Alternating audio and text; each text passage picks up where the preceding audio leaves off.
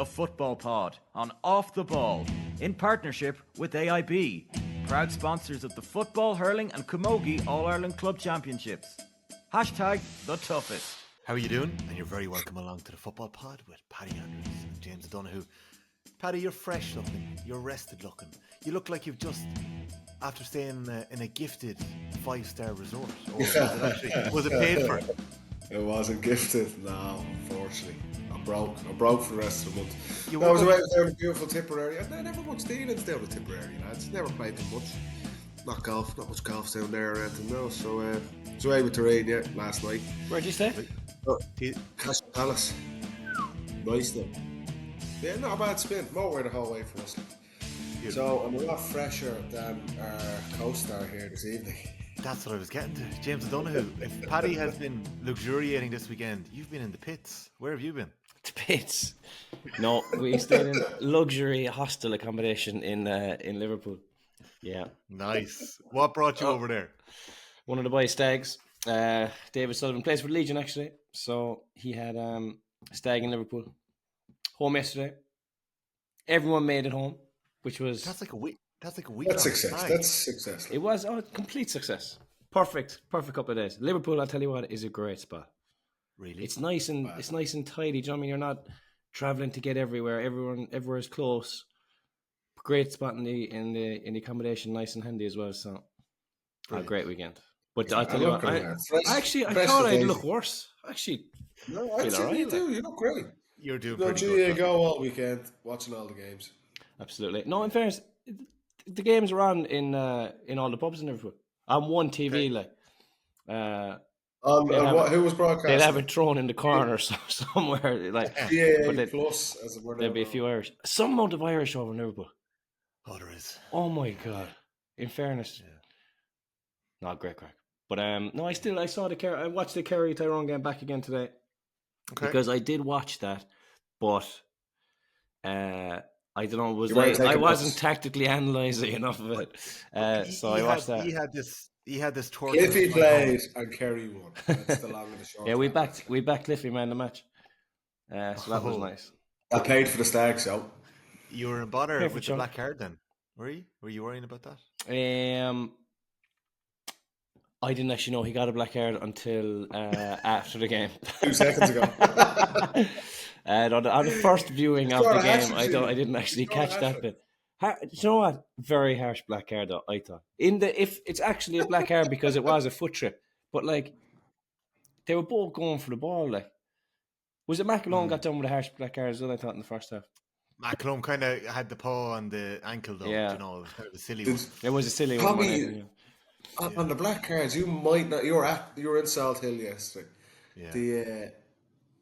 The way TG Carr recorded this, I could be wrong, but the camera. Finney O'Lee got a black card. Do you see this? Yeah, Stonewall. Joyce. When the camera cut to Joyce. The death stare. Was Joyce reacting to the black card? Like? Well, that's how the Sunday Game portrayed it last night when they... Or the Sunday Game did it as well. Yeah. Because it was like, he came on, black card.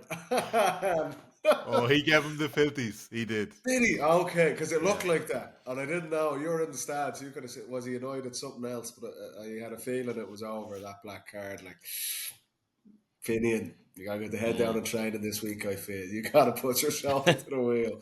Yeah. That's what it looked like. Ooh, not good. Yeah, and Finian O'Lee has had a decent league campaign, so I'm sure he'll get another run at across the next few weeks. If he doesn't, we'll be going back to that moment. No, I'd always forgive a fella for an unfortunate black card. It can happen to the best of us. We might come back to black cards later. Hold on a sec. I don't think it was ever black carded. Ever. You retired by the time the fucking black card came in. Nah, I was having around the edges by that stage. Before you go off this, we were on the WhatsApp there yesterday. What does it take to call off a match at Salt Hill? Seriously, unbelievable. I couldn't believe it. I was sure. It was like I was watching the game. It was like, this is nonsense. Like, yeah, it was, and I wouldn't mind. The pitch wasn't too hot either. Like, it's not like the surface was great. Like, well, the word to just the word said it last week. This game was going to be like a hurricane playing in that match. Yeah, and I like the Monaghan Cork game was switched. I think Cork kind of jumped at the opportunity to switch the Monaghan game. I think they're planning another midweek sojourn in their off week or mid-league kind of training camp. So Cork needed kind of a bit of a bump. So they couldn't afford to have a game postponed. Galway, Donegal, the word was that morning.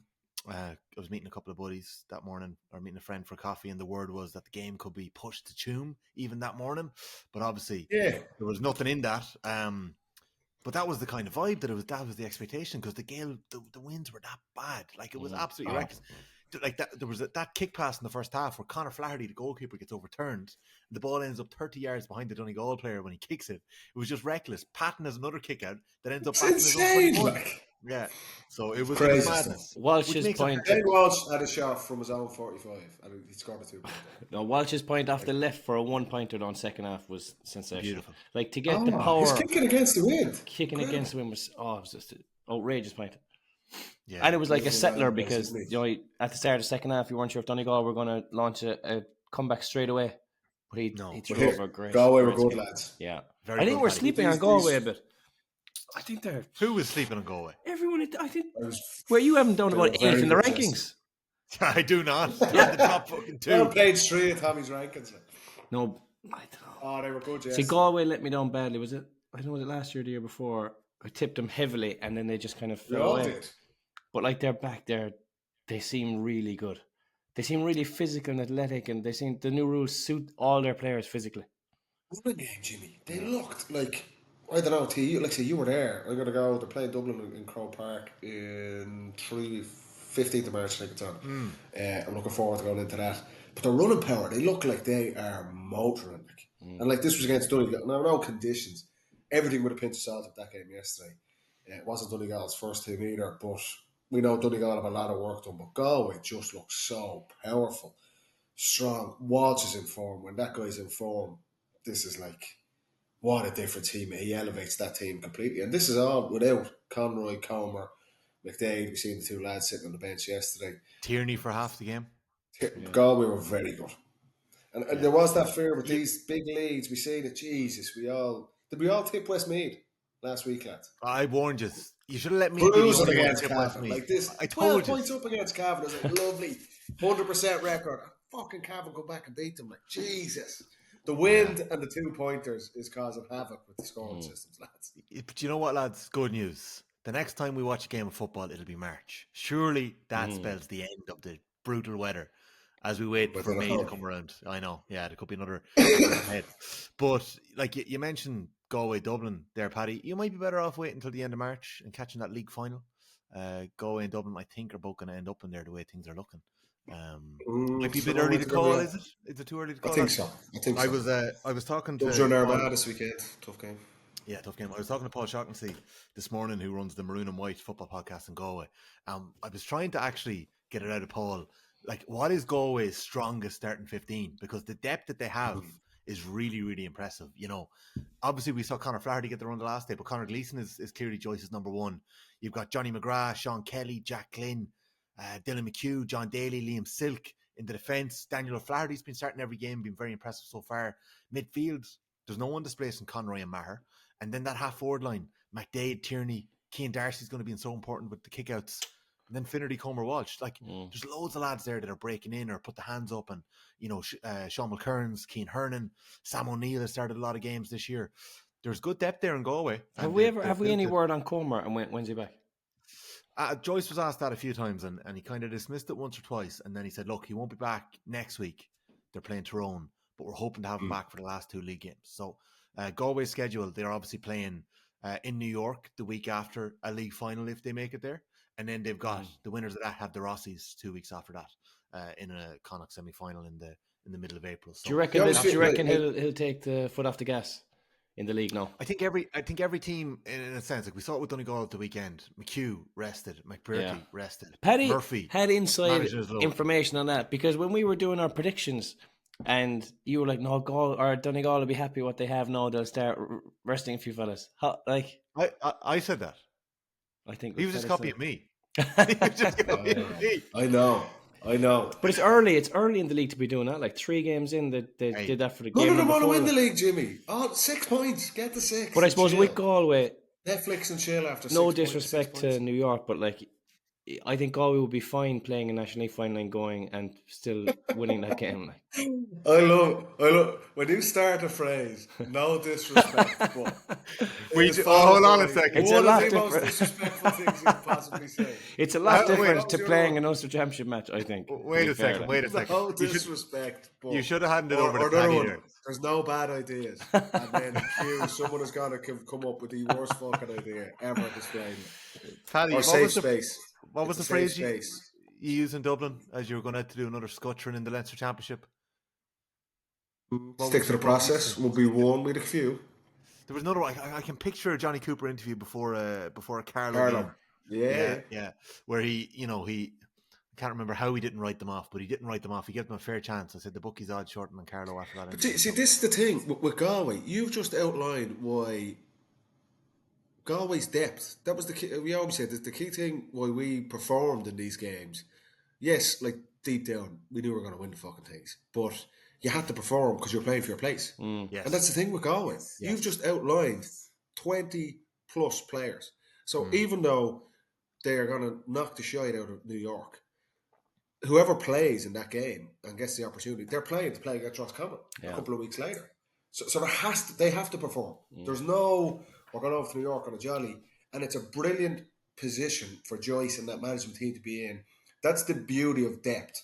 Not just, okay, if someone gets injured, we can replace them, but the subs actually drive the first 15 on to ensure performance. So there's no complacency, anything like that as well. So it's a brilliant position to be in. That's the real plus of having 25 plus players who all feel they can start and that quality is that sort of complacency, no more so than any messages from the manager. Definitely. And I think you're talking about depth. On the flip side, I'd put that question to you, Paddy. Like, were you disappointed in Donegal? Would you be worried after that at the weekend? No, worried. What? They've won the first 3 games. Like, they were flying us. I'm not. Like, the National League is like. We've been guilty every single season, lads, on this show of bigging up this league too much. You know what? If you're in the coach's position, we said it from the first episode of this season. The coaches have openly said it themselves. Get the 6 points. We don't want to be relegated. That's why I'm sensing a big performance from Armagh on Saturday night. Get the 6 points. We want to get players. We need to find new players, and we also want to get everyone on our squad exposed to the new rules. So whatever experimentation happens in the National League, particularly rounds 3, 4, and 5, add in that the fucking game has changed completely. That's where teams' heads are at. So Donegal, I would not say Jim McGuinness in the slightest is concerned with what happened yesterday. They have started the league really strong. If they're in a league final or not, they're not getting relegated. That's the plus thing. And they're building up momentum. He changed the players around yesterday. I had a feeling he'd do that. And honestly, like it was a bit of a shame because, like we called it last week, you knew that game in Salt Hill was going to be farcical. And that's the way it turned out. Like, so you can't... Like, do you know what it was even more, stood out even more? Skills on both sides for both players. There was so much fumbling, ball just bouncing around the place. The whole, the conditions around the game completely just made that nullified. I'd say McGuinness is never going to talk about that match again for the rest of the season. Just move on, focus on next week. I would not be in the slightest bit worried about Donegal after seeing that yesterday. I sensed a touch of disappointment after the game, but by no means devastation. Right? What would he be disappointed with, though? Like, what would Donegal be disappointed with? They put up a bit of a fight in the second half. I think they were a little bit disappointed. Like, it wasn't enough of a fight. I'd say they expected to make a bit more of a game of it in the first and the second half. Like you say, the skills and how difficult the game was. Like Galway's ability against the wind and with the wind, what they did was actually really, really impressive. Like, I'll put it to you this way, James. Galway took 13 shots for 2-pointers in the first half with a gale behind them. So it wasn't just that they weren't afraid of shooting. They were actually forcing Patton to kick the ball out, which he kept the ball down that end of the field. It was quite a smart template, especially within these new rules to play that way. They converted 7 of the 13. So their first 6 scores were 2-pointers. The first 5 scores were 2-pointers. Then Daniel Flaherty and Rob Finnerty kicked a point apiece. Then Shane Walsh kicked another 2-point free. Shane Walsh kicked another 2-pointer. I think it was that one on his right, Paddy. on the 45. Yeah, was a Brendan doozy. McCall, yeah, great score. That was a doozy. And then they tagged on a late score as well for Liam Silk. They missed a goal chance too. But even at 17 points to 1 at half time, it kind of felt like it wasn't enough, like, especially with the Tierney red card. But I think that the whole kick-out thing, the opposition kick-out is now a major attacking situation for the team who's getting the ball kicked to them. Because they have, like, your goalie is also pushed up. You have a +1. It's like a game of backs and forwards when there's a strong wind. The ball just being kicked in, and you can attack again. Like, the more momentum you have nearly with these new rules with the wind, like, it's very hard to stop that kind of wave of scores and pressure against you. And as well, with the old rules, you could maybe foul someone, get in the way, maybe a bit of an argument. Yeah. No, you foul someone, it's actually speeding up the game because they have to leave you alone for a couple of steps. So I think, and as well, the way there's been loads of games with huge swings in terms of the turnarounds late in games. I think it's because once you get momentum and you attack with that, like they were saying on the Sunday game last night, with the chaos and the kind of aggression, it's very hard to stop that momentum when there's overloads and extra bodies. Well, Meath, getting to them 15 minutes into the pod, Meath were 4 points down against Roscommon in the first half, and Navan, they had the win with them in the second half. Roscommon started that second half quite well. Meath get a goal, and under the old rules, James, if you conceded a goal, keeper might lie down in the square, check for his contact lenses, he might slow it down a little bit. Head collision, all that good stuff. And Davy Burke was talking afterwards. He was like, I know we have to take one in the 20 seconds, but there needs to be a way to calm us down a bit, because they concede a second goal 20 seconds later, and suddenly that game is flipped on his head. And he'd added 3 2-pointers in the next 5 minutes. That game was a done deal with 10 minutes to go on that. So I don't know. I don't know if you can see this, right? But the Games Intelligence Unit, and we're going to be getting a bit of this data over the next couple of weeks, they shared some statistics from the first 3 rounds of the league. So it's 47 out of 48 games. Can you see that there? The percentage of long kickouts in a game that have gone long versus short. It's obvious. We can see with our eyes. But up to 80% of kickouts right now are going long. Okay. And then secondly, I'm not sure if you can see this, the contested kickouts. You mightn't be able to see that one yet, but I'll share that with you as well while we're chatting. But the amount of contested kickouts have gone through the roof as well. So the kind of physicality that's needed to compete is huge as well there. But Paddy, surely, like you played with a goalkeeper there that mastered the art of running routes, at picking out players, at figuring out bits and pieces around kickouts. Surely there are going to be ways to figure out different styles of kickouts other than just lumping it out that we've seen in the first 4 rounds of the league. Yeah, and that's what I mean.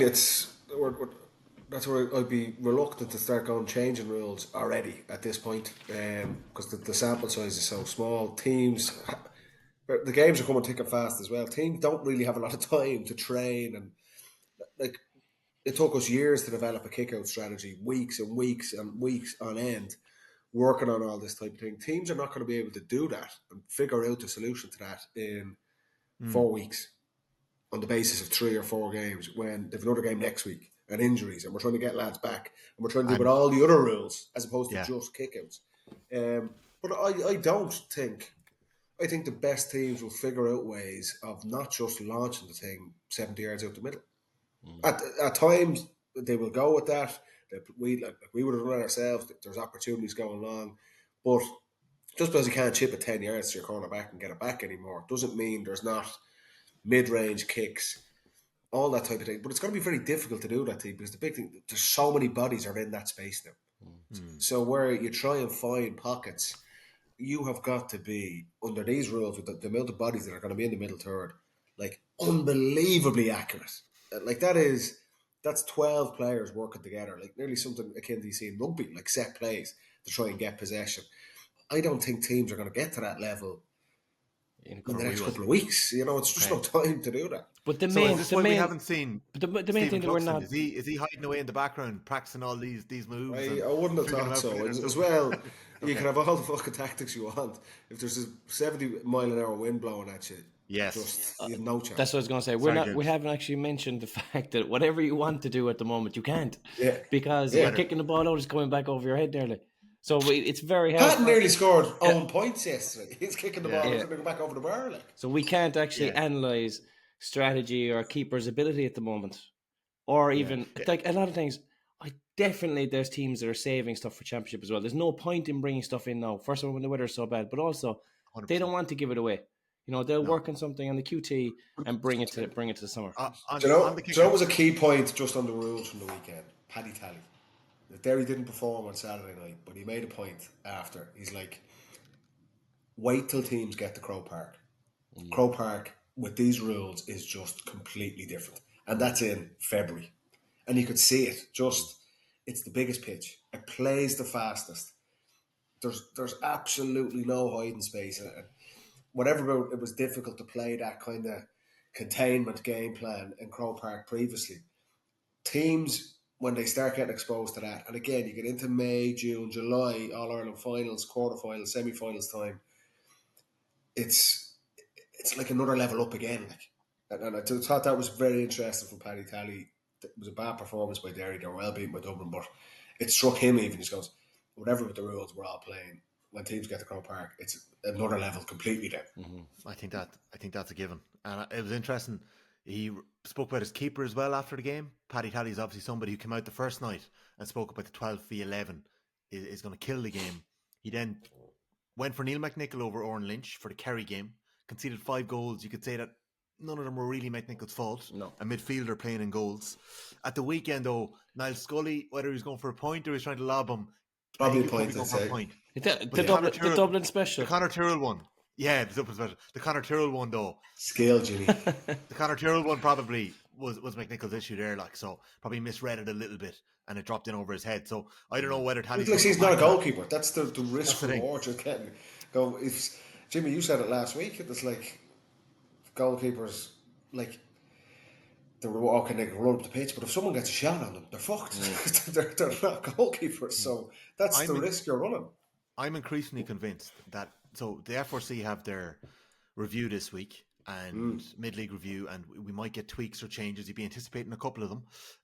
The 12v11 is going to be a big debate, you'd imagine. They're meeting in Mullingar on Friday night, and I think we'll get information over the weekend what rules are going to be changed. So McGuinness brought up the farce of a team getting a black card or a red card and they don't have to keep as many players up and back. I'd imagine that's going to be looked at. What would you do there that you still have to keep the 3 guys up? I don't know what the answer is, but it's either that or there's a punishment. But even say it's a tricky one, I know, because it is there really a punishment there if you can just bring all the bodies back? But what if it's one of the back 6 that gets a black card? You're going to have to keep 3 back. Backs yeah, you're going to have to send someone back, yeah. So look, that's one that's worth keeping an eye on. But the 12v11, is there any wind on, say the FRC do make changes over the course of the weekend, do they come into effect for the next round of National League games? Is it that quick? Yeah, that's it. And look, really, okay. But these will be minor altercation, or they'd be minor alterations at this stage. Surely, they're not going to come in with anything new. They're just going to say yes or no to something. The talk is the 12 and 11 could be scrapped, is it? The thing is, I think that should go. But do you know what I'm looking forward to is when we're not talking about the rules anymore as well. We've just accepted them, right? We can move on and enjoy the football a bit more. Because at the moment, and I'm doing it myself, I'm questioning everything. I'm like, no, we should change that. You know, you're not getting the enjoyment out of them just yet. We need to settle on them. Yeah, I thought we still think we're seeing brilliant games, but we are. Yeah, we are. Yeah, so in brutal weather. I thought it was a positive thing. A positive thing that this was baked in, this review. Because if there was a massive issue, a glaringly obvious problem, it can be changed. And I hope that's the only thing that's tweaked this week. I'd love to see the 12v11 stay for the entire season. And then at the end of the year, we can make an informed decision. Because my suspicion is that a team that tries to force the 12v11 is more likely to cost you in All-Ireland than win you in All-Ireland. That's my opinion on it. Like Evan Comfort sauntered up the field the last day, Paddy, kicked a lovely point against Derry. No pressure on him. I think if that happens in an All-Ireland semi-final, he's getting milled. He's getting targeted by 4 or 5 defenders. I think Derry were happy to let him shoot. I think Derry were going to let him have it. And so, he was taking his time. I don't think Ev fancied himself either, but it was a great score. Yeah. He had a couple of other opportunities. Super score. Finally, on keepers and kickouts, just 3 kickouts worth noting, right? Patton had a kickout in the first half that was absolutely brilliant. He angled it really low. He somehow bet the gale and set Donegal away. But Galway, as they did throughout that first half, turned over the Donegal attack. Brilliant one. Billy Hogan from Meath, he had the wind at his back, but he left one of his kickouts in the 40-metre arc on the other side of the field. So I thought that was worth noting. kicked 245s against the wind as well. And the final one was Niall Morgan setting Darragh Canavan away for that penalty. James, I thought that was a pretty noteworthy move. Right over the top of the Kerry press, Canavan flying through. We haven't even got to the return of David Clifford this weekend. I'm going to take a quick break here in the Football Pod. We'll be back right after this. The pod is brought to you every week with thanks to AIB, proud sponsor of the Senior Football Championship. Check out #toughest for more. We've a members pod coming this week with our second interview on the Football Pod 15, so I hope you'll check that out as well. And Paddy and James will be back right after this.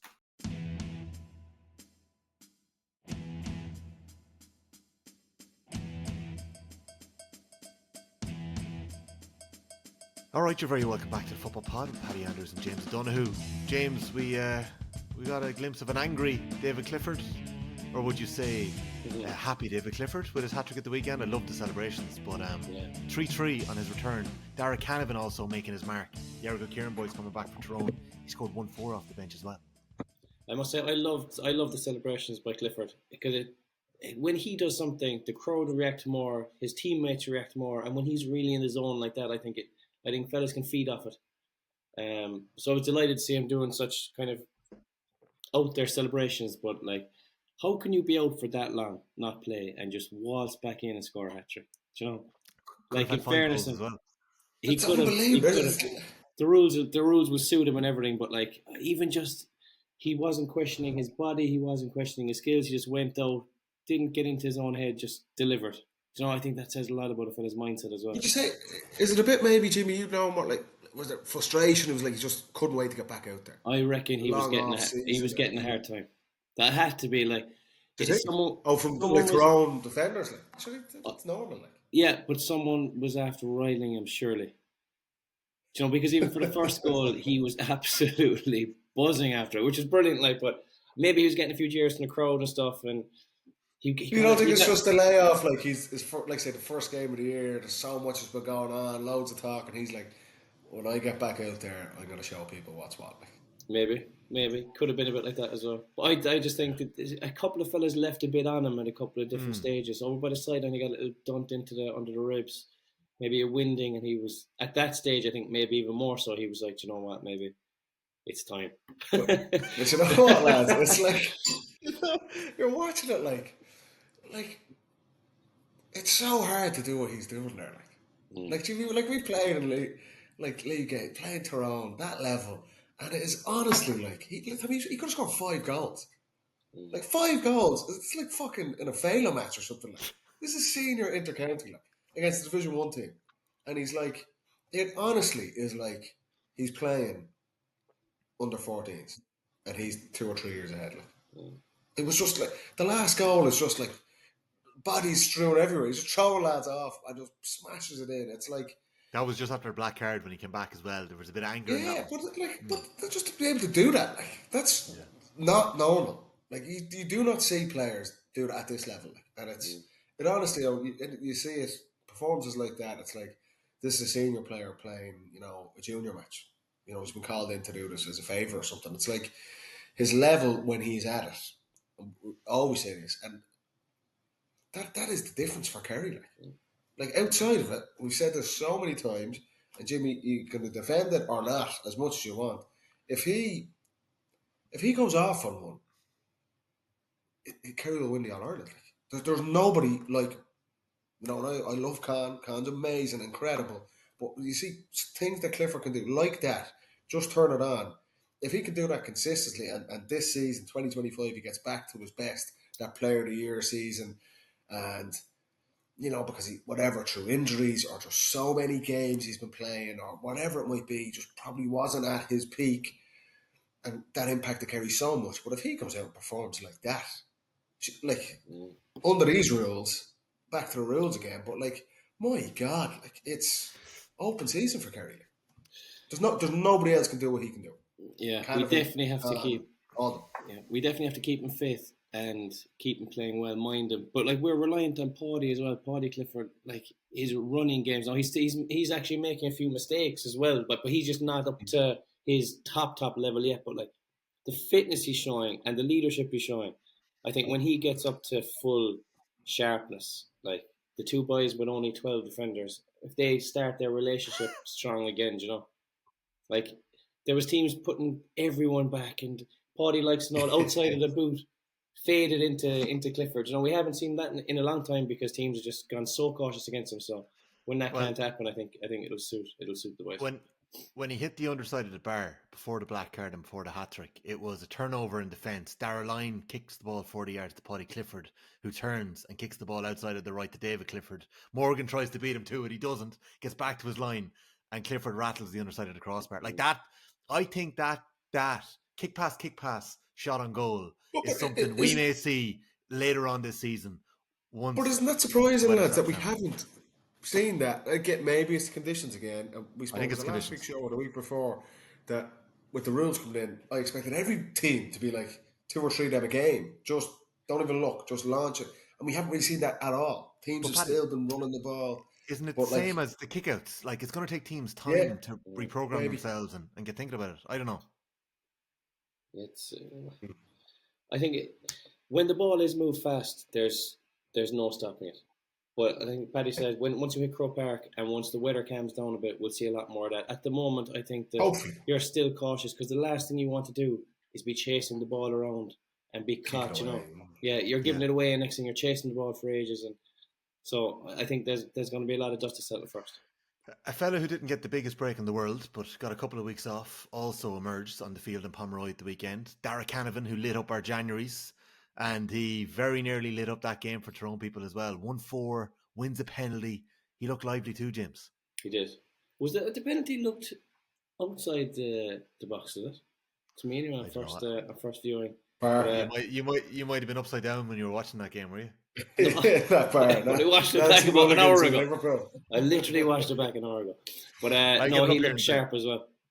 But even the confidence that he must have taken from the club scene, he probably still feels like he's at his sharpest and at his fittest, even though he's been out for the last couple of weeks. But like he'll carry that confidence and carry that body that he had into the season. You remember how that final finished for him as well? Like that's so unfortunate. The first half hour of the Kieran was a disaster, but he's concussed. Like all the hope was on him for that final. So there's maybe a bit of that as well. It's like he's probably knocking on Malika Rourke's going, I'm mad to come back. It'll take me a couple of weeks, but I am mad for a road. Like I think. Again, talk about a player who could benefit from the extra little bit of space. I think he's going to have a sensational summer. I'm looking forward to see it. That's like, isn't that the good thing though? Isn't that what the rules brought out? You want to see it. Shane Walsh spoke about it yesterday. You were chatting to him, Tommy, after. Yeah. The game, the rules are rewarding the best skills of the game. And it will be no coincidence to see Shane Walsh, Darragh Canavan, Clifford, Con, these guys having the summer of their lives. And for me, I would rather see that over anything else, tweaks and all things like that.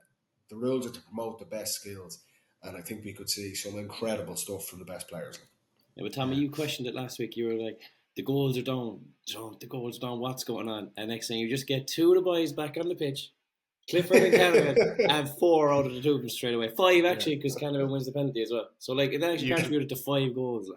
You read my mind because it was the most goals scored in a Division 1 round so far, 12 at the weekend. So brought the average up. There's more goals scored in Division 1 this weekend than any other division. So maybe that was a coincidence or not. I did have a question though when I was watching Shane Walsh, and I know the wind was a factor, but Shane Walsh stroking over these 2-pointers, right? And now a goal is only worth 3 points. A goal is only worth 3 points, 2 points for a 2-pointer out the field. And then Clifford comes on and he just goes for goal. James, do you think there's a danger that players, that David Clifford will value a fellow who scored a hat-trick against Galway before? Ger Canning noted it was his 18th league goal at the weekend that he scored for Kerry. Goals are hard to come by. Will fellas start to look for the little curler from 40 yards out rather than going for the net, do you think? Well, I was actually thinking about this earlier. I was like, where would I position myself on the field now with these new things? Like, it depends who you're playing with, I suppose, but like I think that Clifford will be inside and next to that goal a lot more this year. Do you remember last year Kerry kind of had all these plans, and even Derry are doing it now with McGuigan, where we'll get them out to the top of the D and get a long range shot off. I don't think you necessarily need to do that anymore. You can keep those fellas in next to the goal. So, like Shane Walsh is probably the outlier in that situation. No, he's an inside forward, but he's like a hybrid. He's not quite an 11, but he's not quite a 13 either. Do you know, he's like an in-betweener. Yeah. So, I mean, the Walsh will definitely focus on the 2-pointers, but Con and Clifford and these fellas, maybe the odd one, but I don't think it's going to be something that they're basing their whole game around. I reckon they want to go inside where the damage is. Say it again, Paddy. I think Carnage is going to stay inside, lads. I know he comes on, he kicks a 2-pointer, like, you know. He just wanted to get 100. I think, just because I've seen all this chat about 2-pointers are going to go out and clip one over. But, must have been watching the pod last week. I think with his skill set, he's him and like Sakoma for Galway as well. Yeah, leave them in there and get the ball up to them. Another fella who's been shooting the lights out. So Shane Walsh has kicked 30 points so far in the league. He's kicked 12 2-pointers. Sean Bugler has kicked 23 points from play and not a single 2-pointer amongst them. He unfortunately picked up a bit of a knock there the other night. But Paddy, like Kieran Kilkenny was missing the other day. Comp was only on the bench. Bugler again with Brian Howard. Like Brian Howard made an interception. Rolls Royce stuff from Howie. Yeah. Maybe it was a bit to do with Derry just not being on it. No, very disappointing. he was the same. Howard was the same against Kerry, lads. He was absolutely brilliant. Second half, he was exceptional. Yeah, phenomenal. He's so strong in the air, lads. But, you know, if you're talking about how's the game changed, one of the key attributes now is the middle third and winning kickouts. And how he's not like 6'5". No, you know, he's not a massive, but he is incredible in the air. And how many times has Clucko hit him with kickouts? He's the go-to guy, nearly more so than Fenton or McCarthy have been. But I thought he was the score he gets in the first half. Just plucks it, up he goes, outside of the right foot. He was exceptional. Do you know the difference with Howard? I think from this season, maybe there's a bit, and Desi Farrell spoke this after, not younger players, but other players have to move into those leadership positions. And the reality is maybe someone like Howard is a bit more quieter, perhaps. Didn't really have to because, look, there's Fenton, there's McCarthy, there's all these guys there. But those players, Niall Scully as well, I thought he's been exceptional over the first couple of games of the league as well. Dublin need to develop new leaders because the crew have been there for a decade are gone. But he's also got a full pre-season. You know, he was away, he was travelling, he was injuries, nicks and niggles. Probably not in peak condition for other National League campaigns, whereas this season, he seems he's in great condition. He's playing all the games and he's been... Honestly, like the spine of Dublin's league, Kilkenny, Scully, Howard have been exceptional. Bugler's in the best form he's ever been in. But again, he's been around, he's been on the squad for 5 or 6 years as well. So it's just, from Dublin's perspective, watching the game the other night, Derry were really poor. Really, really poor. You'd kind of be looking going, have they done maybe a lot of heavy training because maybe they're a couple of weeks behind because Paddy Tally was late into the job or not, but they look very, very off the pace the other night. They hit a lot of the key guys were still playing, but Dublin, there seems to be just an energy and a buzz about them, but it's being led by those experienced guys, and maybe there's a bit of like everyone thinks we're shite because loads of our big players have left, but hold on, we're still here. Maybe there's that bit of an edge or a chip on the shoulder, like some Scully and Kieran, who have 7 or 8 All-Irelands themselves, Howard, and everyone going, hold on, we're all still here, and everyone thinks Dublin are going to be relegated and not going to win the Leinster Championship. So there might be a bit of a, I don't know, but that could be something as well. But there just seems a freshness about Dublin. Which was the win, and Kerry definitely would have helped with that. But I thought the other night, that was their best performance. I thought they were really very, very good. Similar to Galway in a way, just the pace and athleticism of moving the ball. They were just absolute. That second quarter was it 110 to no score. They just absolutely wiped Derry, running through them at will. So it was very positive from a Dublin perspective. I think Kerry missed a chance to put a dagger into Dublin last weekend. Do you know, when they were coming down, not fully loaded, Kerry were up. Do you know, 10 points at half time. Now probably could have been more, but then to let Dublin, to breathe air and life into Dublin's season. It's just... I thought that was criminal, James, to be honest. I thought it was good. And Mead setting up for the Dubs if they can get through their early Leinster games. You know, I just thought that was criminal. That result is going to do them so much good, I think. So, we were all right in Dublin. You look, those younger players, Jimmy, like that would have been a big win, definitely. There's no two ways about it. Like the likes of Theo Clancy, Luke Brannock. Clancy was these guys. Saturday night. Yeah, and there's a confidence that comes with it, lads. Genuinely, going down and beating Kerry, I agree with you. If you're from Kerry's perspective, going, whatever the players missing, do not give these lads a fucking sniff because that's a new group, and we speak all the teams we spoke the last couple of years, like Derry trying to move into that bracket, Galway moving into. It's a journey of winning games, winning provincial championships, then going and beating a big team, doing all these type of things. Dublin nearly, if you look at them in the frame, with a lot of the bodies, 15, 16 new faces, Lorcan O'Dell and these guys going down, can only beat Kerry. Like that's a thing, the buzz of that going, they can't wait for the next match. And then they go to play Derry and wipe the floor to McCroker. Well, now Luke they're going up to Armagh, the All-Ireland champions. Luke Brannock, lads, I said it, Tommy. I said it to you too, P. He's a baller. I like it. I watched he's a Dublin forward. They bet the Royals, actually. 20s, wasn't it? It was 4 years ago, the 20 semi-final in Parnell Park. I was actually doing a bit of stuff with the county board and watched the game that evening. And Dublin won comfortably, but there's something about that guy. So the way, you know this, Jimmy, the way he plays as a forward, the way he moves, the kind of decision-making, his runs. Like, he didn't score like 110 that. It wasn't like a Clifford-esque performance in that under 20s match, but I was just looking at him. He ended up losing the final to Kildare. I was like, he's got a great chance. Yeah. Just a smart player, brilliant technical skills, and without, like I say, scoring 10 points, for me, I was like, he's definitely got a chance of making it. Yeah. And he hasn't made it yet. Conscious, he's played a couple of league games, but you can already see he looks like he's a smart forward.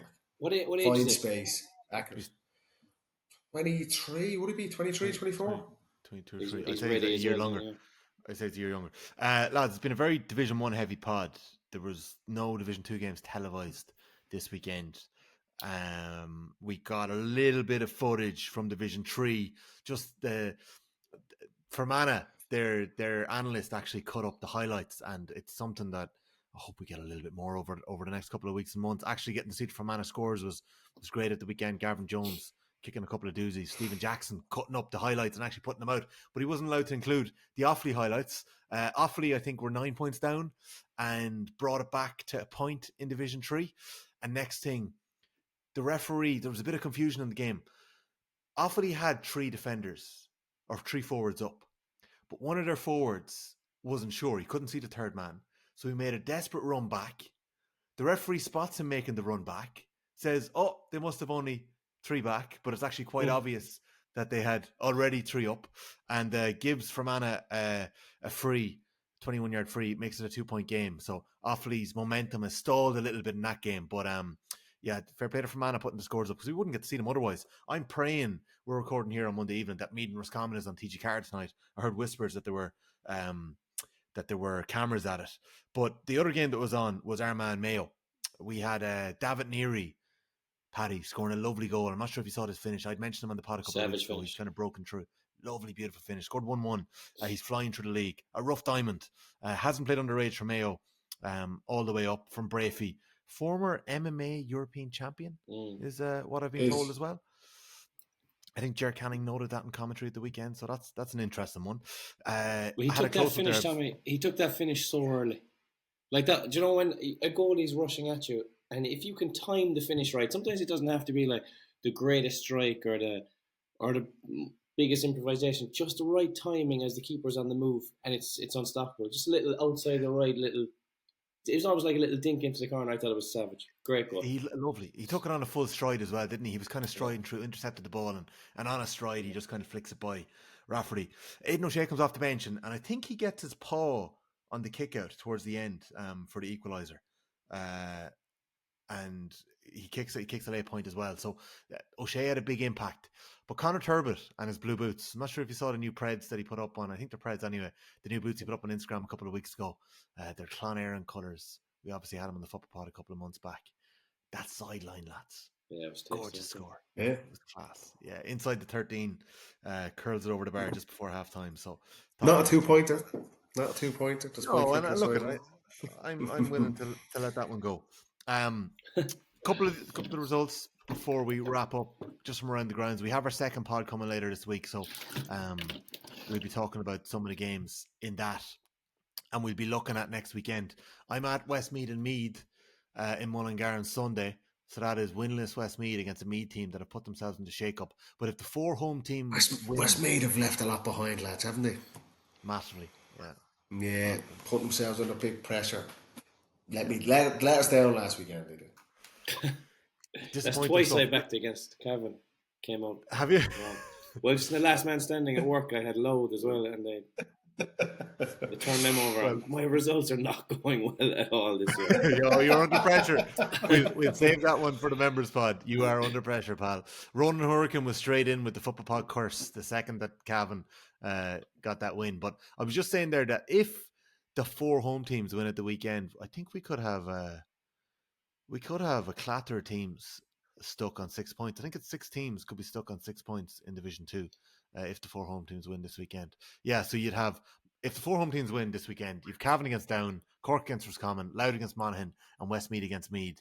You will have Monaghan, Meath, Roscommon, Cork, Louth, and Cavan all on 6 points, which would be fairly ridiculous. And then Westmeath and Down on 2.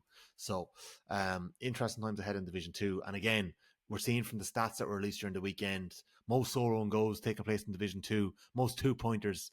It's where the genesis of these rules are being properly trialled, and it's really interesting to see. So, score difference is going to make a huge difference on who goes up.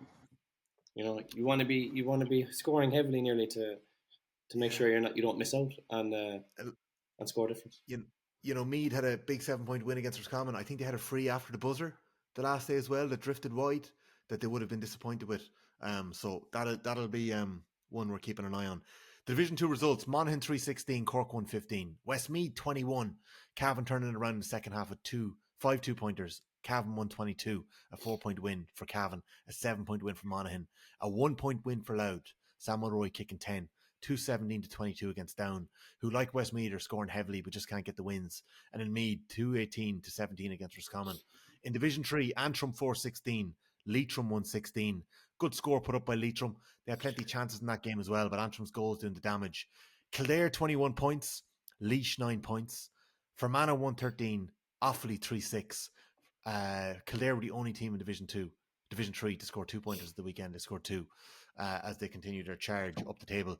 I'll be catching up with Paddy Donegan, who we mentioned on the pod a couple of weeks ago. Yeah. Offaly's flying goalkeeper. Loving the rules, I'd say. He is. We'll see what he makes them. Ask him what's he going to do if they change this 12v11? Well, you mentioned the under-20s there. He played Dublin in an under-20s final, a centre forward for Offaly a couple of years back. So he also played under one of your managers before, Paddy. What? A fella who'd wear a suit to games. Larger than life character. Rod Squad. The Rod Squad. He was in the Rod Squad not long when they got promoted. So might have a little chat. And he was actually at Loans. Roddy's dipped his toe into GAA. Roddy's made for GAA. He was at Loans number one goalkeeper. He was at Loans number 1 goalkeeper that year. And there was another GAA goalkeeper who was their number 2. So I'll reveal that on the pod on Wednesday, who that player was behind Paddy. So looking forward to catching up with Paddy. Won a Chicago championship last year. Played a lot of football in America over the last couple of summers and is back with Offaly between the goals. So Tipperary 17 points. They were caught late on by London. Liam Gavigan with a 2-pointer to beat them. Tipperary have had 2-pointers on the buzzer going for them and against them in their game so far. Big win for London. Carlow beaten by Limerick by 7 points. And Longford finally getting a win against Waterford, 2-11 to 112. Fellas, it's a big week. We're going to be talking about it on the members pod. Changes can be made this week by the Football Review Committee. We're expecting to get a report on the physical changes that we're seeing in the game this week. Niall Moyna and the team in DCU are putting that together for us, so expecting to have that later in the week. We'll have our Football Pod 15 interview with Paddy Donegan, and we will also have the pod picks, where unfortunately James O'Donoghue is still rooted to the bottom of the table. And there's a bit of a daylight between James and Paddy, who's in the middle of the table there. And a bit of daylight between me at the top as well. I got 2 wins from 3 at the weekend. Don't agree with that. How many am I off? How many am I off, Paddy? 2. You could be 2 or 3 off, Paddy. Yeah, so I'll have to get the form. I'll have to get the form and the paper. So less stags, Jimmy. Less stags and more analysis at the weekend. Yeah. Final word on Congress. Are you happy that we're going to have a new championship in 2026? No. What was actually changed in it? It's still the groups. It's no longer. It's not going to be a round robin. the teams are going to be broken into round 1, and then a winners section from round 1 and a losers section from round 1. So it'll Why are be you doing this? round 2A and then there was round no 2B. there was no jeopardy, was it, in the old system or something? That's what they were saying. Jeopardy is kind of what they're going off. McGeaney was raging about it. McGuinness was happy. McGeaney's fed up. McGeaney is fed up. He is. There's something every week. He's just a bit. Things are starting hanging. There's a Dubs coming to town on Saturday night. We'll see if he's fed up after that now. Yeah, that'd be massive. That is going to be a great game. That'll be class. Be full house, savage crowd at that. Yeah. McGeaney and Desi, good buddies. Club teammates as well back in the day. Yeah, from the Fina. Yeah. Fina, yeah. Okay. Paddy Andrews, James O'Donoghue, fair play. Enjoyed that, James. You made it through it. Thanks to everybody. Well, Jimmy, you were top class. Yeah, and thanks for the help, boys. Thanks for all the entries into our wee competition with GA Mystery Kits. I'll be picking out a winner this evening, and I'll pass it on to Stephen and GA Mystery Kits. Hope you enjoy the jersey you get sent. We certainly appreciated ours last week. So, Paddy, James, talk to you later in the week. Good night, friends. Cheers, boys.